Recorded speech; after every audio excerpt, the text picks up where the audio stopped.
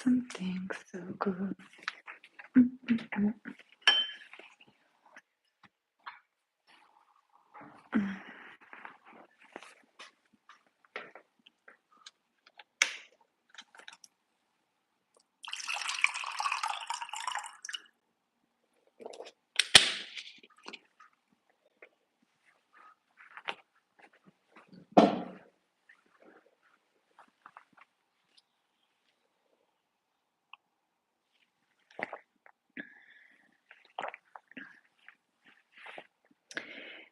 Well, I'm going to be starting. Hello, my name is Lisa.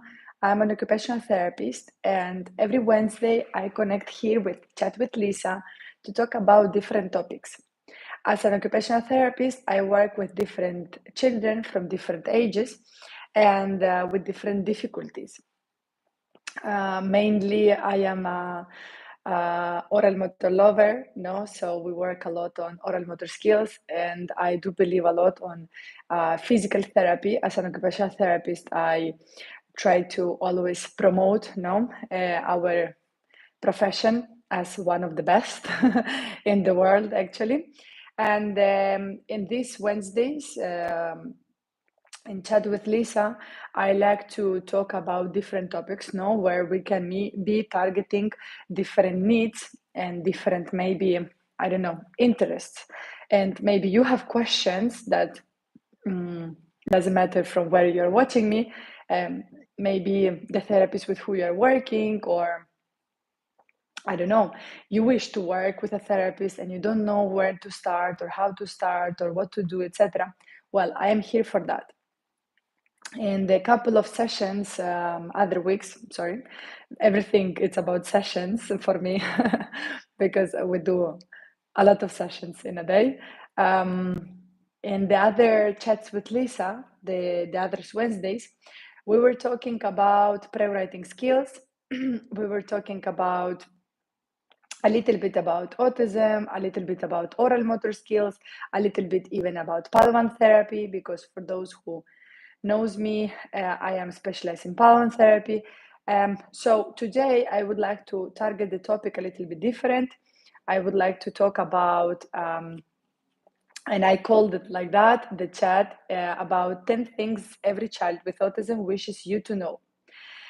This is a beautiful, kind of article that I would like to, in today's session, just target a little bit. And obviously, these videos are always there on my YouTube channel. So whenever you feel you want to rewatch them or just listen to them or whatever, it's up to you. Obviously, you are more than welcome to interrupt me, to ask me questions, to even if it's not related to the topic about autism, but you would like to ask me something more particular, no? I will try to do my best to answer you. So, like I said, why autism? We work at my clinic. We work with different difficulties, not only mainly with autism, but so we have ADHD, we have sensory processing disorders, we have a rare disease, we have cerebral palsy, neurological disorders, etc., etc. No.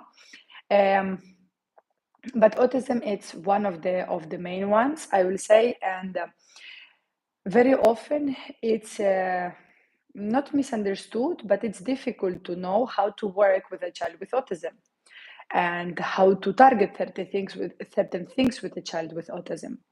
And every child with autism is different, so it makes it even more harder to understand the whole context, no? You see, I have different children with different ages, and it's true that hi Sophia, doesn't matter what is the age of the child, autism is going to be always different. Last week, I had a mom who asked me about a particular methodology for children with autism. I think it's in Turkey. And hello, hola, gracias.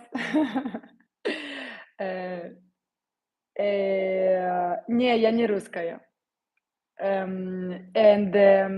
And I had another parent, no, a mother asking me about a certain methodology for children with autism.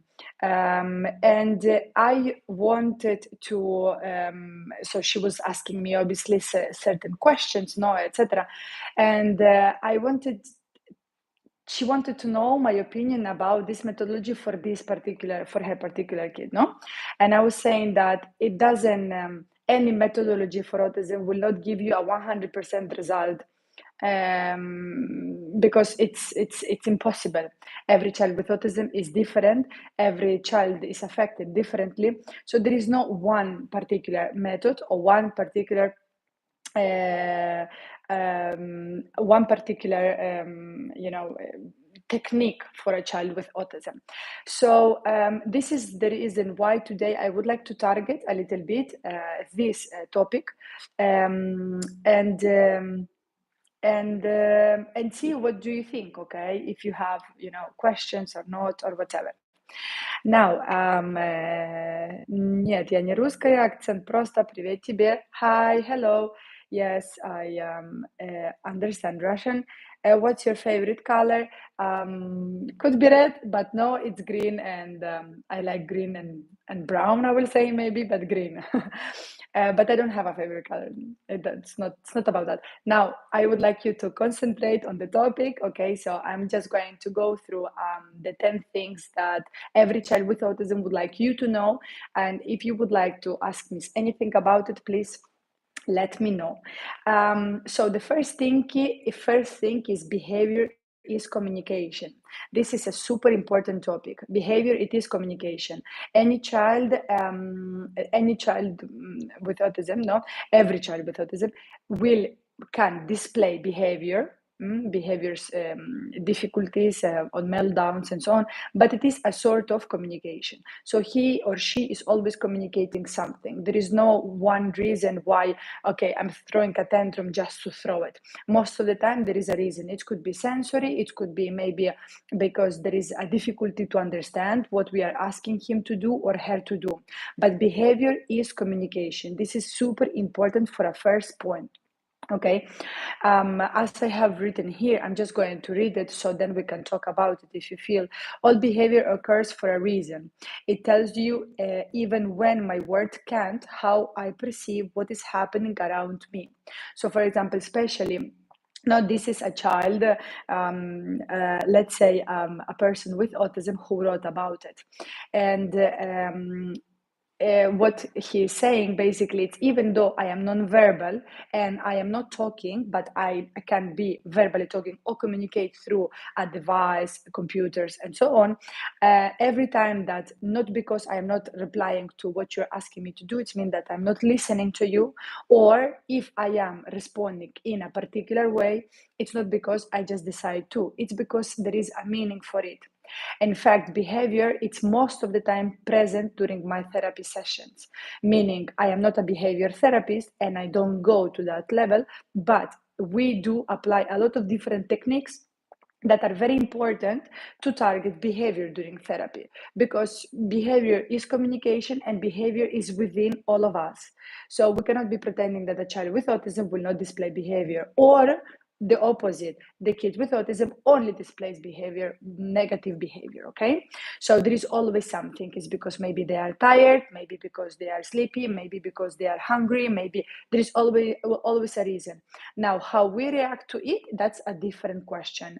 I am not going there. I'm just saying that sometimes we do tend to pass fast through the behaviors and just say like, okay, the child is just naughty, or it's like lazy or whatever.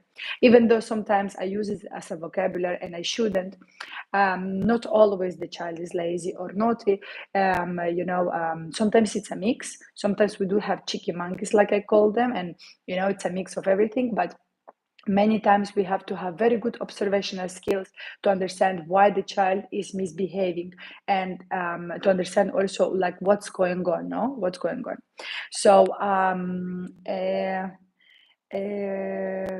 So, for example, negative behavior interferes with my learning process. Here it's another topic, many times it happens when the child is throwing a tantrum, no, and the child is, for example, displaying a negative behavior, or just a behavior situation. We are over there shouting, screaming, like on top of the kid, doing a lot of sound, a lot of things, etc. It's important that we understand that once the child is in a meltdown, he is not listening at all, whatever we are saying. So basically, you are just expressing this extra stress for nothing, and it's stressful for you, for him, for the people around, etc. Now, sometimes in therapy sessions I still level my voice up, no, and I will still need to be under control of my therapy sessions, meaning I am the adult, I am the therapist, I control with the client with who I'm working, right? But you still have to observe what is the situation and which situation the child is displaying, or there is a behavior issue, and how you react to it. And most of the time, a negative response, it's not really helping in their learning progress. Okay, so and it can be a situation that you can fix in the moment, but that's all. Um, so.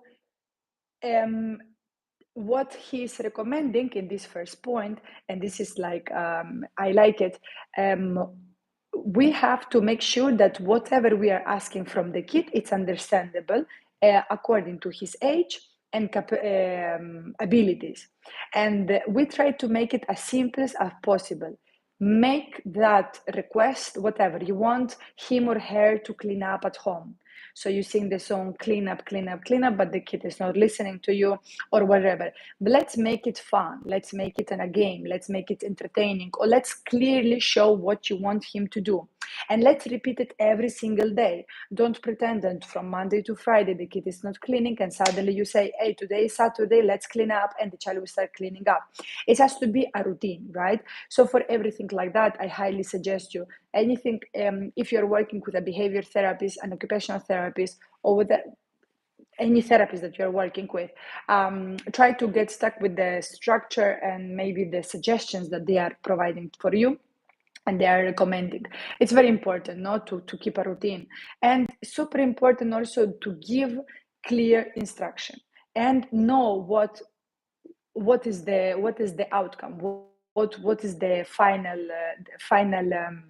how to say, what is the final outcome of it, no, the final result that you want to achieve.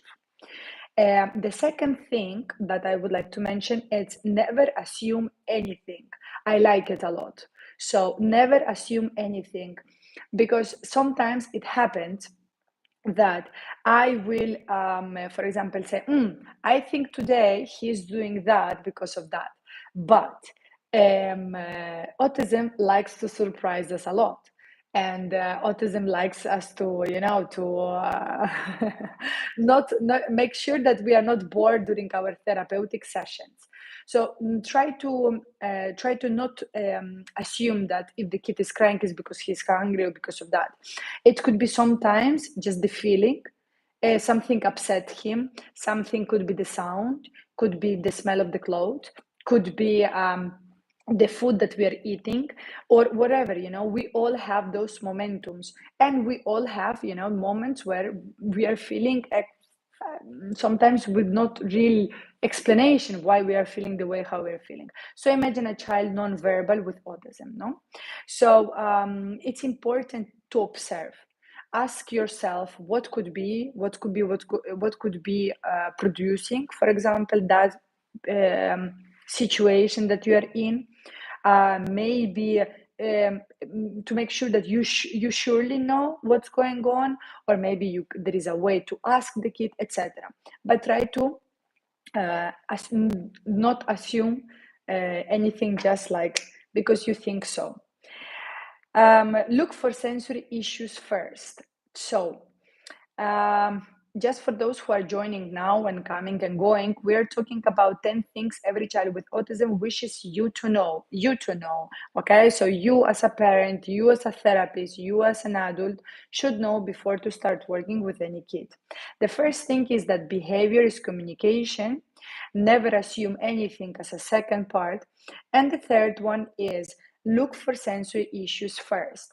So it's true, and it's not just to put it, because everybody talks about sensory issues, but children with autism displays a lot of sensory issues, and not only in one area but in different areas. So we have to make sure that we or work with an occupational therapist, or we are understanding the sensory issues ourselves, and we know exactly what is the sensory issue is and how we can work about it. Maybe we need to apply a sensory diet, maybe we need to have trampoline at home, maybe we need to do a pillow fight before we actually sit down with the child and we eat and we do homework or whatever. So it's very important to talk about sensory issues, and it's important to identify them and to know what to do in different cases. Okay, especially now after long hours of school. So the kid is coming after school for, stays a lot of hours inside. Not many kids will want to come, sit down and do the homework or whatever it is. So maybe we can give a break. Maybe we can see which type of snacks we can provide so the kid doesn't feel so sleepy or maybe tired after a whole day. Maybe we can give him some break, so then we can actually catch up with some extra work at home. All of this is important. It's not because it's child with autism, this it's applying for everyone. The fourth thing that we should know when we work with a child with autism is, before me, provide me a break to allow for self-regulation before I needed it. This is really good. So basically, I will repeat it. Provide me a break to allow for self-regulation before I need it. Meaning that many times we are playing with the kid, and you can see that the child is going above the limit, so you know that he is going to become hyper, and then you are going to say like, oh my goodness, how I calm him down now. So try to avoid those extra situations.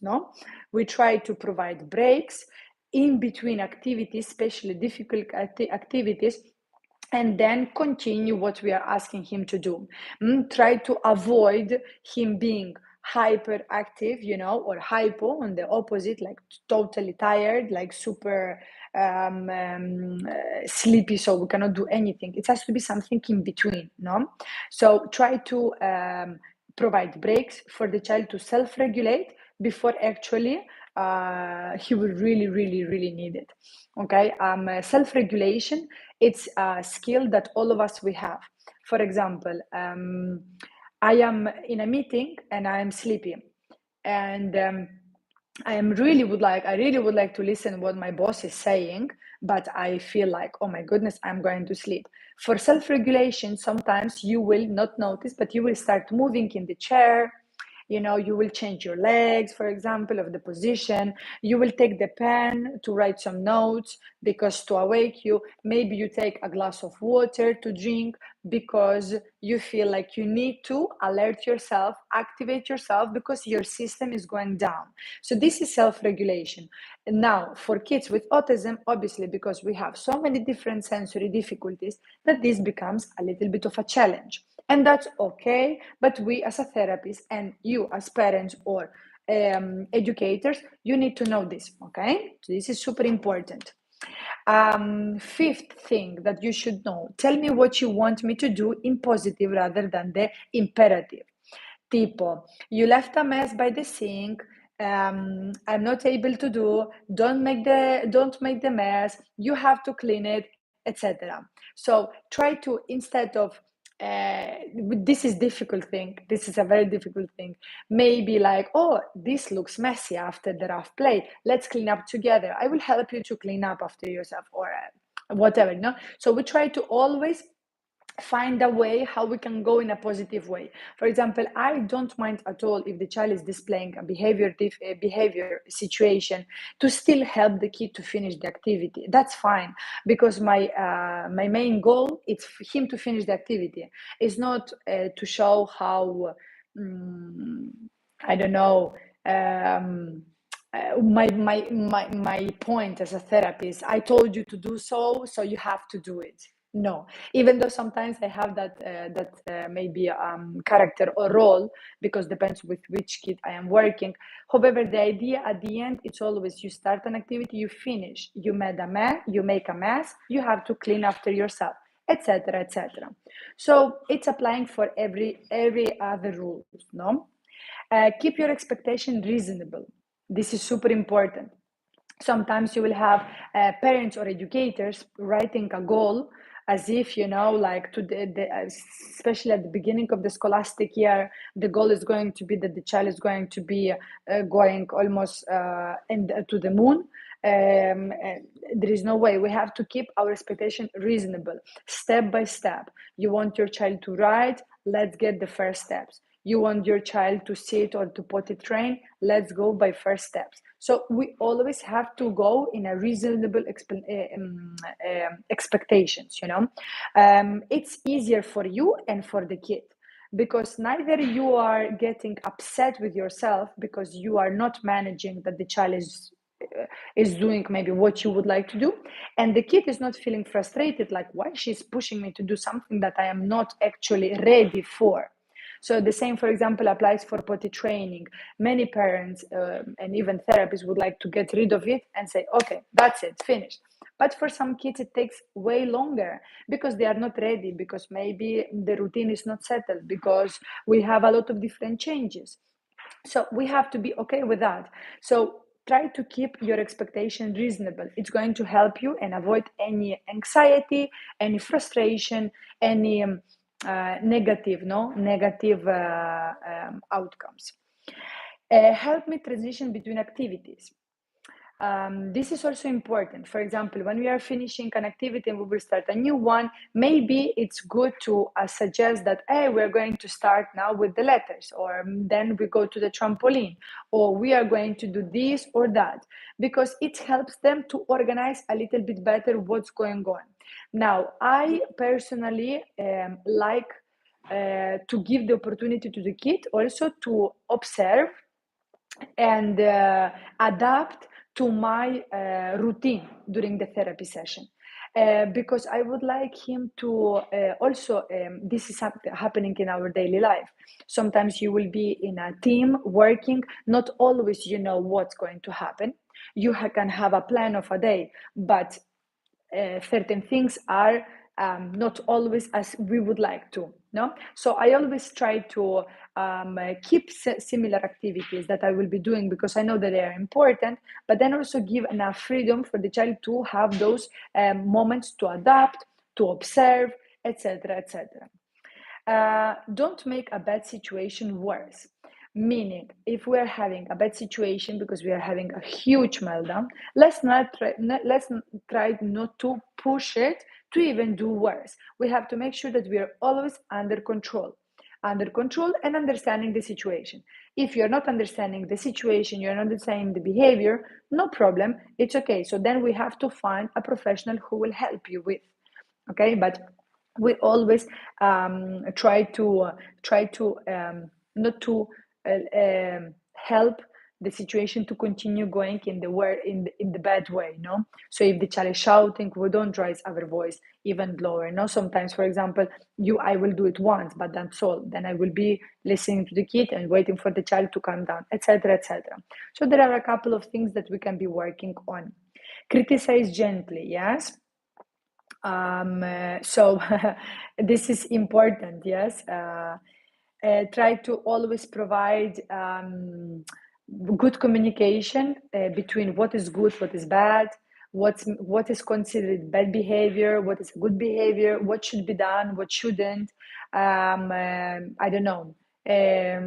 Like continue trying to keep the how to say, try to keep the communication in a gentle way, but at the same time in a positive. something that you will do with any kiddo, okay? So because sometimes I feel like when we work with children with special needs, we kind of like, try to um, try to do a little bubble around. And we have to understand that obviously it's a child with special needs, but just as any other child, you have to continue behaving in the same way, right? Because our brain is the same, our sensory systems are the same, our emotions are the same, our communication sometimes can be different, but we all have the same package. So this is important. And the last thing that I would like to mention is offer real choices and only real choices. This is important. Many parents like to work with rewards and they also works with choices, no? And this is very important. It's kind of help the kid also to have no something positive to look forward, but we have to offer real choices. We cannot say, if you do the activity, I'm going to buy you a toy, but then you don't go to the shop, I don't buy it, you know. Or if you are doing the school, I don't know, this week, great, we are going to go I don't know, on an aeroplane.